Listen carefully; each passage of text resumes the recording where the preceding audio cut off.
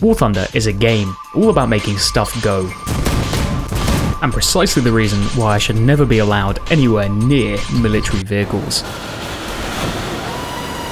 I'm the Mental Gentleman, and today I'm going to be talking about how I got into this game, how it's changed, and why.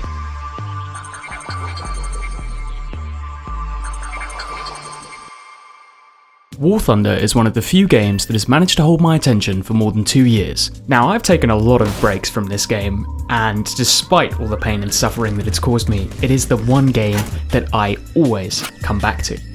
Until I was about 13, I'd only ever played family-friendly games like Mario Kart and Minecraft, but I'd always longed for something a little bit more, let's just say, murderous. Throughout my childhood, I tried countless games. Some I really got into: TF2, GTA, and Counter-Strike. These games were how I spent my free time, every evening after school, hopping on my computer and playing until I inevitably had to get off. It was during this time I found a new favourite game: Battlefield. It offered big maps, big explosions, and most importantly, it had vehicles. The only problem was I suffered from a chronic skill issue. So I always found the FPS part of the game stopped me from doing what I really wanted to do, which was play the vehicles. So eventually I found myself wanting more. One day back in 2016, I stumbled upon some Warthunder YouTube videos, and the game sucked me in.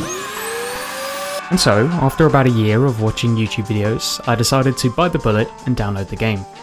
And for the summer of 2017, it was the only game I played. I think I probably put about 300 hours into that game in one summer, and then I went and convinced all the friends I could to get this game as well. And playing with friends made the game even more fun. I joined Discords and played in community squadrons, spending countless hours messing around in custom battles, doing funny things, and no other game seemed to hold my interest. Now, you might be asking yourself, what it is that this game even offers that other games don't. Why would I spend so long playing this game? Well, the game offered mechanics that were done incredibly well. Every bullet, bomb, rocket, and tank round was a calculated projectile. Major lacerations detected. Every vehicle was uniquely modelled down to the individual modules, and there were hundreds to choose from. Each had their own bespoke armour values, performance characteristics, and weaponry. The attention to detail was mind-blowing. And back when I first started playing, almost every update brought a new mechanic. Radars, ships, supersonic jets, body pillows. Wait, what? It felt like the game was just getting better and better. And every time I got bored, I just got sucked right back in with a new update. But as with all things, the good times had to end. But before we get to that, I'd like to talk about the gameplay and progression systems. Warthunder is pretty much the only military simulator that falls into the simcade category. This means that all you need to play the game is a mouse and keyboard, unless you're one of those people. There are 3 different vehicle types in this game: tanks, planes, and ships. Nobody really knows what to do with ships, so I'm not going to talk about it either. The first game mode I'm going to talk about is ground battles. Ground battles require teamwork, precise maneuvering, and map knowledge to outsmart your opponents and win the match. Ground battles allow you to play with both planes and tanks at the same time. This means you can immediately get revenge on the absolute cretin that decided to put a hole in your tank and think they could get away with it. At the beginning of each match, the goal is to capture control points. But let's just be honest, nobody actually does that and rushes to go and snipe people coming out of their spawn. If however your team does capture the control points, you can win by draining the enemy of their tickets. In ground battles, every vehicle costs spawn points. You earn these spawn points during the game by capturing objectives. Or people. Sorry, I mean knocking them unconscious. He's just really good at sleeping. It's been at least 2 days now. This means that if you die... Oh, didn't see you there. That's not good. You get a chance to respawn. Something no premium vehicle player has ever done before. The other game mode is air battles. Let's go! Where is it? Where is it? To limit its duration. Oh yeah! Oh my god! This is where you get to show them a little trick you learned. In air battles, the controls are a little simpler for you smooth-brained apes out there. The game has an instructor, which handles most of the control services for you on aircraft. Hold still. Steady, steady! Because of the instructor, all you need to do is kind of flop your mouse about, and it will figure out what you're trying to do and attempt to point your plane in that direction. This is represented by these two little circles. The little dot is where your plane is currently facing, and the bigger circle is where your plane wants to go. Once the two have met, the instructor will return your plane to level flight. Air battles play out pretty much the same every game, apart from at top tier. You take off from your runway. You climb for a little bit, and then you wait for someone to make a critical error and fly in front of your guns, and then you punish them severely for it. And in War Thunder, the pilots are simply built different. Yes, wah wah. War Thunder is not realistic. And yes, unlike more realistic games, your pilot can pull 20G maneuvers and not turn into a red paste and congeal at the bottom of your cockpit. This can allow for some pretty quirky maneuvers during dogfights. Once you've chosen which vehicle type you'd like to play with, War Thunder has 3 modes, each getting progressively more difficult. Arcade, which helps you out a bit with spotting and lead indicators, and has arcadey physics. Realistic, which takes away lead and penetration indicators, and upgrades the physics. And Simulator, which takes away all the help and locks you in first person. Now you can experience the horrors of war in full 4K resolution.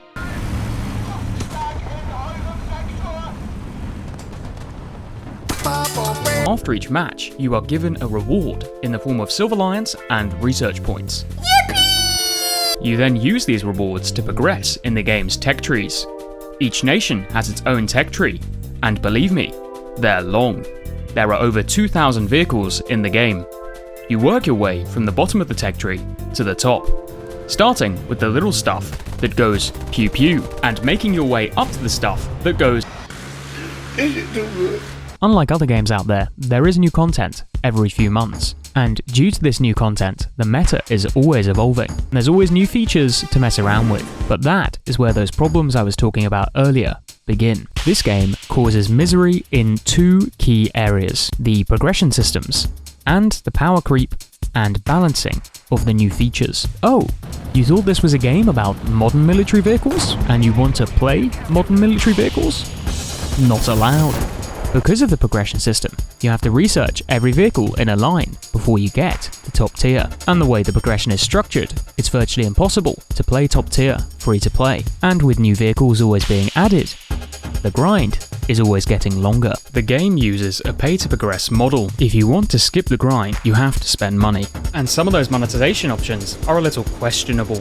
Hold on, just 1 second. It looks like it's time for a game of Find the Weak Spot. This little square right here is the only part your tank round can penetrate. Let me add some cosmetics that definitely don't impact gameplay. And here it is now. Okay, good luck. You have 5 seconds starting now. Can you see it? It's right... It's right. The game monetizes itself in a couple of ways, but the key ways are with premium accounts and premium vehicles. The premium vehicles are these little gold guys to the right. They offer improved rewards and lower repair costs, allowing you to progress through the game faster. Premium account works similarly, except it's not permanent. You purchase it, and then it runs out after the duration has expired. It also increases your reward multiplier. This is how they get you, and where they make most of their money. Your performance in the game affects how fast you progress. And what does that mean? It means the less rewarding the game gets, the more people will sweat, instead of just having fun. These progression issues then bleed over into the gameplay. In air battles, you end up with teams full of brain-dead bot swarms, filling out their daily bombing quota. And in tanks, there are hordes of premiums that will leave the match after 1 death, leaving your team to crumble. If you don't want to spend money on this game, forget about top tier and enjoy the ride. Low tier is where the real fun is, anyway. Next are the power creep and the balancing issues. Each vehicle is assigned a battle rating to balance the matchmaker and ensure that your T-34 doesn't get blasted by an M1 Abrams. This little number determines your matchmaker. You can't face vehicles above or below one of that number. Do you remember earlier when I said the game had over 2,000 vehicles? You might think, how do they balance all that and make sure that each matchup is fair? They don't. Well, they kind of do until they get to rank 5, and after that they kind of gave up, had a party, and then spin a wheel, and whichever number it lands on is the battle ranking for that vehicle. This is where it gets problematic. Time for a little backstory. The game modes are the same as when I first started, but the depth of mechanics has changed a lot. In 2016, the best jets in the game were the F2 Sabre and the MiG-17. The best tank, a Leopard A1A1. Air-to-air missiles were years off, and the game had half the vehicles it does now. The game was first shown off in 2011. It was a World War II era dogfighting game. Yes, that was the original name. They changed it, for obvious reasons. People got their hands on it in 2012, and tanks arrived in 2014. The post-Korean War era arrived in 2015, and this is where the players got a bit confused, and went, wait, wasn't this supposed to be a World War II era dogfighting game or something? It's now a combined forces modern military simulator. Sounds like a bit of a big departure from the plan, but it's pretty cool, I guess. And Gaijin simply responded, "He's all good, comrade. Stats says balance," and proceeded to add more vehicles to the game. The players were happy enough, the new features were fun, but more stuff kept coming. The Cold War era had truly arrived. On the ground, Heat FS and ATGM launchers turned up, and shortly after, main battle tanks rolled into the game, bringing with them APF-SDS and composite armor. In the air they added afterburners, helicopters, and in 2018, supersonic jets. But through all this, the max BR only stayed at 10.0. Now, the players were a little concerned. Why is my human melting World War II era rocket plane with no missiles, no RWR, and no radar, fighting a Cold War era supersonic interceptor with all of the above? Well, the answer to that is BR compression. This game, like I said, uses battle ratings to balance the vehicles. But what happens when you add a bunch of new vehicles with advanced features and don't increase the battle rating? Well, there's simply nowhere for them to go. All the other vehicles get squished. This is what the community calls BR compression. The solution seemed fairly simple. If they wanted to add advanced vehicles, they should just add new BRs. But Gaijin didn't. According to them, the queue times would be too long. Look at this graph I drew. Isn't it obvious? The queue times would be through the roof. New features are cool and all, but let's not forget they do have impacts on the gameplay. Top Tier has become a clicking simulator. The moment you leave the runway in top tier air battles, an F-14 has already acquired your IP address, exact location, and has sent an AIM-54 Phoenix in the post. And in tanks, if you make it past the hailstorm of laser rangefinder death darts, you'll most likely get obliterated by a CAS player from the next continent over. So yeah, there's still a little bit of work to be done in that department. But no worries, they had a brilliant solution to fix this. Statistics. Benjamin Disraeli once said, "There are 3 kinds of lies.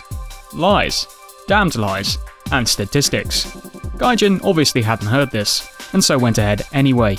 They would analyse each vehicle and compare win rates and earnings to determine which vehicles are performing worse and which better, and move the vehicles that are performing worse down in battle rating. What ends up happening is that Gaijin sees a 9.0 tank getting bullied by a 10.0 tank. So what does Gaijin do? They lower the 9.0 tank to 8.7. And what happens now? The 7.7 tank gets bullied, and so on, until at every rank you end up facing vehicles that will bully you. The statistics-led approach obviously wasn't working, and people kept complaining. Why not just add new battle ratings? You've added 5 decades worth of new vehicles to the game. Fine, Gaijin said. You just wait. If you want BR decompression, I'll give you BR decompression. And they changed the max BR all the way to 12.0. Even today, an F-16 can still face jets 2 generations below it. Oh, wow. This is exactly like Operation Desert Storm. It's hardly the game it was when it first launched. All of this doesn't sound very fun, does it? Oh, that's just kind of it. Good job. You hit the nail on the head. It's not fun. It's almost fun. I would like to ask you a question. Have you ever seen a Warthunder player in public? No, of course you haven't. They're too busy grinding the battle pass to leave the house. Warthunder is not a game. It's an addiction. And Gaijin is the dealer. Do you want that 2-second dopamine rush that fades the moment you find it? Just buy our premium vehicle, comrade. I promise, it will make it better. In all seriousness, if you let it, this game will become a complete and utter waste of money and your cosmically insignificant time on this earth. Ever heard of the sunk cost fallacy? Yeah, me neither. Don't think you can get every vehicle in this game. You can't. Play the game until it stops being fun, and then maybe think about stopping for a bit, seeing your family again, and seeing the sun for the first time in 20 days. Maybe even getting a job. Don't spend any money on this game that you can't afford to. Trust me, the pixels are not more valuable than food or a social life. So now that my point has been made and I've kind of run out of things to say, I'm going to try and wrap this video up in a nice little conclusion-shaped bow. Despite all the problems this game has, this game is very special. It's unique, there's no other game quite like it. If it wasn't a good game, it wouldn't be one of the most popular games of all time. It's pretty special for me as well. I've made friends because of this game, and started this channel because of it, but I think maybe it's time I took a bit of a break from it. So expect videos on other games for a little bit. I think it's going to be pretty fun. I hope you stick around for that too.